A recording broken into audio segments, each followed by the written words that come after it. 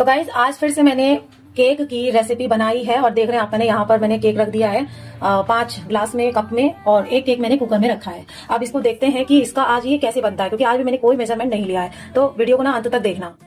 तो यहाँ पर आप देख पा रहे हैं कि इस केक के अंदर जो है, कढ़ाई वाले के अंदर फ्लावर आने लगा है धीरे धीरे, और मुश्किल से 20 से 25 मिनट और लगेंगे इसको बेक होने में। आप यहाँ पर देख सकते हैं और चेंजमेंट हमें देखने को मिल रहा है। मैं हर 10 मिनट में इसको रिकॉर्ड कर रही हूँ।